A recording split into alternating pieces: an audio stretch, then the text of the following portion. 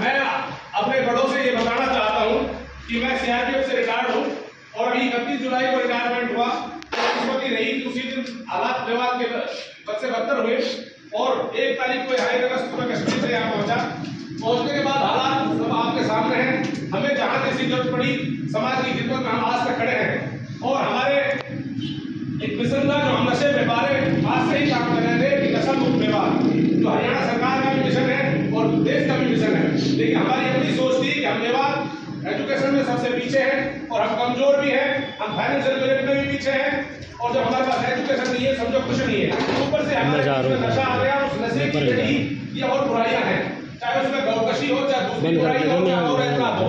ये जो नशा आया है इसमें कहीं न कहीं ये नशा दोषी है हमारे समाज को तितर-बितर करने में या हमारे अंदर कमी करने में, ये देखा गया है। मैं सबसे पहले तो आगाह ये करना चाहता हूँ आप पूरे बड़े बुजुर्गों का इससे सामने कि हर गांव में करीबन नशा बेचा जा रहा है। नशा बेचे बढ़ने वाले 3 से 4 लोग हर गांव में हैं जिनकी बाकायदा बाइनेम लिस्ट हमारे पास है। प्रशासन के दोनों आला अधिकारियों से हमारी बात हुई, एसपी साहब के साथ उन्होंने आश्वासन दिया जल्द ही नारकोटिक्स टीम गठन कर इनको जल्द गिरफ्तार कर शराबों के पीछे भेजा जाएगा।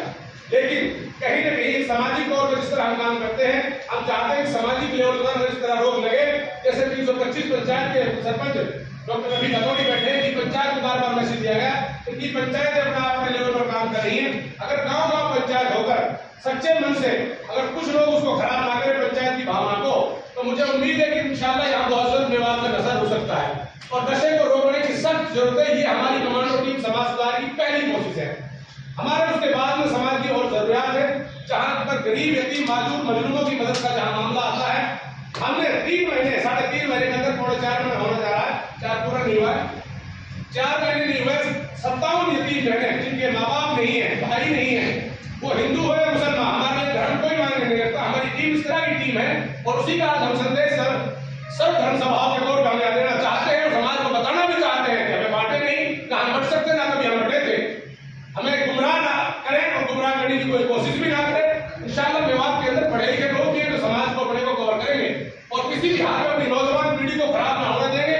खासकर हमारी नौजवान पीढ़ी जो नहीं पाती है उसको नशे की लत होने के कारण इसमें ऐप आ गया है, उस ऐप को भी कंट्रोल करने के लिए हमें काम करना पड़ेगा। तो हमने बताना चाहते 57 यतीम बहनों के लिए हमने मदद की, फ्री ऑफ कॉस्ट ओपन दान लिया, ओपन दिया। यही वो समाज के बुद्धिजीवी लोग हैं।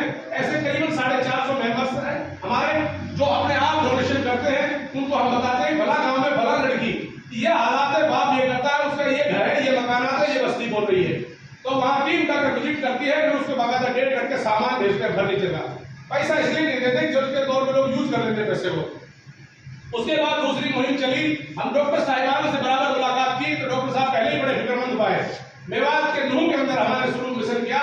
डॉक्टर हमारे बीच में जनाब अलुद्दीन साहब बैठे, मुकीम साहब बैठे, अशफाक साहब, हमारी अजीम साहब, 4 डॉक्टर साहब से हमारी मुलाकात हुई। चारों डॉक्टर साहब ने ये कहा गरीब जिसको मुस्तहिक आदिल साहब और हुसैन जितने भी गरीब मुस्तहिक लोग ऐसे लगे जो वाकई तुम टीम पे विजिट करके आ जाओ, ये गरीब है सर्टिफाइड कर दो, हम उनका फ्री इलाज करेंगे। तो ये लोग भी उसके बाद आगे आए तो इनका सबका मैं स्वागत है इस चीज पे। मैं तो यही कहूंगा अगर एक पॉजिटिव सोच जब हमारे इलाके में चलेगी, मुझे लगता है नैरेटिव खत्म हो जाएगा और नैरेटिव को आज खत्म करने की जरूरत है। तो मैं यही कहूंगा कि हमारी दूसरी कोशिश थी। तीसरी बात आती है हमारी एजुकेशन की। एजुकेशन की जनाब बात यह है कि अगर हम देखा जाए हमारे पास उस पर एनजीओ के थ्रू टीचर्स है हमारे और ग्राउंड पे टीचर्स नहीं है। जितना टीचर्स भर्ती किए गए बाकी चेक करने पर पता चलता है कि टीचर्स एनजीओ के भी नहीं पहुंच रहे, लेकिन काम उनसे अच्छा निकल रहा है, कम तनख्वाह में अच्छा काम हो रहा है। हम उम्मीद करते हैं चाहे 1000 टीचर विवाद के लिए लेके वो 15-16 हजार जो सैलरी दी जाती है इन एनजीओ के थ्रू और 1000 टीचर और लिए जाए, जनाब आला अधिकारियों के नोटिस में डाला जाए। डीसी साहब की पावर होती है, अगर 1000 या 2000 टीचर्स ऐसे 10-15 से और गाँव से वॉलंटरी लड़के ले लिए तो उसी गाँव से ले लिए तो गाँव के बच्चे वॉलंटरी होकर अपने गाँव के बच्चों को पढ़ा लेंगे, सरकारी स्कूलों का दर्ज बढ़ जाएगा और हमारा हर आदमी भाई प्राइवेट स्कूलों में नहीं पढ़ा सकते। आज के हालात जिस तरह के बेरोजगारी है, एक इस चीज पे हमारी अपनी मुहिम है। चौथा हम बात करते हैं हेल्थ पे। जनाब हेल्थ का जो सामने है, हमने आपको साल को बताया था रात में, हमारे मेडिकल कॉलेज हॉस्पिटल सबसे बड़ा हॉस्पिटल है, उसमें एक भी सर्जन नहीं है। जनाब जब सर्जन नहीं होगा तो हॉस्पिटल की कैसे तरक्की होगी? मशीनों का क्या हालात है? हमारे चेयरमैन साहब बैठे हैं।